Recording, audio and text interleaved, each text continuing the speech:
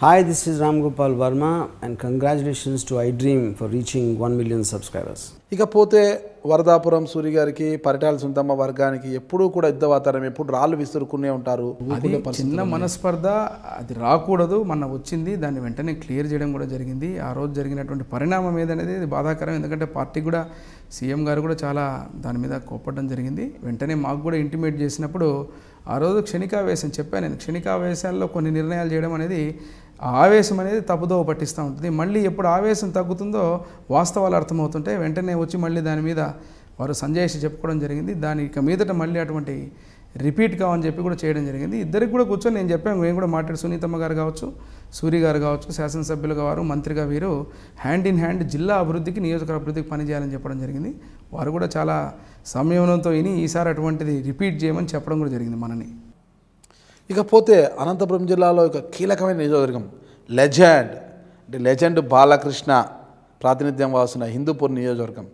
అక్కడ బాలకృష్ణ పిఏ శేఖర్ చేసిన అవినీతి అక్రమాలు కావచ్చు, ఇవన్నింటినీ కూడా భరించలేక ఎక్స్ఎమ్మెల్యే సిసి వెంకటరాముడు కావచ్చు, ప్రస్తుత టీడీపీ నాయకుడు అంబికా లక్ష్మణ, వీళ్ళందరూ కూడా తెర మీదకి వచ్చి నానా విమర్శలు చేశారు, మీడియా ముందుకు వచ్చారు, హంగామా చేశారు.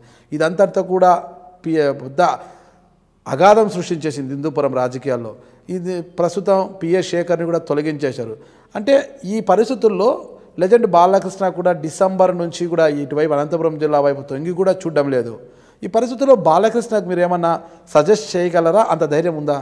ఒక విషయం అండి, ఇక్కడ నేను శాసనసభ్యుడిగా ఎన్నికైనటువంటి యొక్క సమయం చూస్తే మీరు, ఇది చాలా అదృష్టంగా భావించాల్సినటువంటి విషయం. ఎందుకంటే ఆ శాసనసభలో అమరావతి గడ్డ మీద శాసనసభలో అడుగుపెట్టే అవకాశం, ముఖ్యమంత్రి గారి నాయకత్వంలో ఈ చిన్న వయసులో మేము శాసనసభలో ఉండడం, అదే సమయంలో మా బాలయ్య బాబు గారు, బాలకృష్ణ గారు శాసనసభ్యుడిగా ఉన్నప్పుడు వారి బెంచు మా బెంచు పక్కనే ఉంటుంది ఎప్పుడు శాసనసభలో.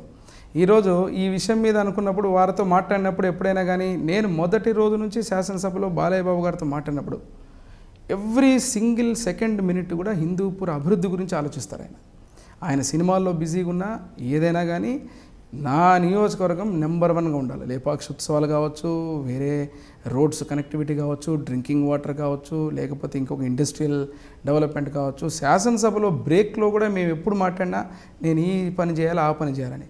రెండోది, మీరు అన్నప్పుడు లెజెండరీ పర్సనాలిటీ. ఈరోజు నేను వారికి పోయి చెప్పేంతటువంటి ఆలోచన శక్తి నాకు లేకపోయినా కూడా, పార్టీ పరంగా నాకున్నటువంటి హోదా కానీ, నాకు ఇచ్చిన బాధ్యత కానీ, వారికి చెప్పే రీతిలో చెప్పగలను తప్ప వారికి సలహాలు ఇచ్చి వారిని శాసించేటువంటి శక్తి ఎవరికి ఉండదు. అది ఒక పద్ధతి ప్రకారంగా చెప్తాను తప్ప ఏదో శాసనాలు చేసేటువంటి పరిస్థితులు కానీ అటువంటి పరిస్థితి ఇప్పుడు వారంటే గౌరవంగా ఉండేటువంటి వ్యక్తులం. అంతేకాకుండా నందమూరి తారక రామారావు గారి తనయుడుగా మా ఇంటి దైవంగా భావిస్తాం. సమస్య వచ్చినప్పుడు మాత్రం వారి దృష్టికి తీసుకుపోవడం జరిగింది. ప్రస్ఫుటంగా ఆయన కూడా, ఎందుకంటే ఏదైనా నిజమంటే నిజమని నమ్మే వ్యక్తి ఆయన. ఇది జరిగింది సార్ పొరపాటు అని చెప్పినప్పుడు డెఫినెట్గా దాన్ని కరెక్ట్ చేసుకోవడం అనేది, ఇమ్మీడియట్గా ఫీడ్బ్యాక్ తెప్పించుకొని మళ్ళీ వారి మీద యాక్షన్ కూడా తీసుకోవడం జరిగింది. మీరు కూడా మొన్న చూశారు, ఓ స్టాప్ నిర్ణయం తీసుకొని ఈరోజు మళ్ళీ నియోజకవర్గాన్ని కూడా గాడిలో పెట్టడం జరిగింది ఇమ్మీడియట్గా దీని మీద.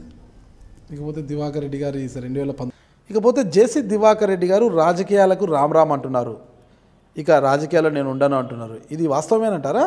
అది వారి ఆలోచన. మరి వారు చెప్పడం జరిగిందని మీరే అంటున్నారు. మరి ప్రస్తుతానికైతే వారు లైవ్ పాలిటిక్స్లో ఉన్నారు.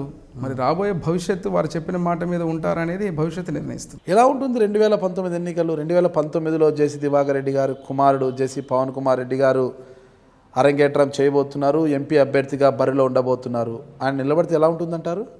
అది ఇంకా ఊహాగానాలే అండి. ఏది వాస్తవం ఏదనేది మనకు తెలియదు. తెలియని దాని గురించి మనం స్పందించడం అనేది కూడా బాగుండదు. ఎందుకంటే వారు చెప్పడం జరిగింది కానీ ఫలానా వ్యక్తి నా స్థానాలు ఉంటారని అన్నట్టుగా నాకైతే చెప్పినట్టుగా లేదు. Hi, this is Ram Gopal Verma and congratulations to iDream for reaching 1 million subscribers. Hi, this is Ritu Verma. Nenu Milasjani. Hello everybody, this is me Noel. 1 million subscribers reach అయిన శుభతరుణంలో నా శుభాకాంక్షలు తెలియజేస్తున్నాను. iDream 1 million subscribers ki reach ayindandi. Congrats to iDream Media on reaching 1 million subscribers. iDream Media on 1 million subscribers reach చేసినందుకు all the best and congratulations to you. Congrats iDream. Keep up the good work and continue to entertain.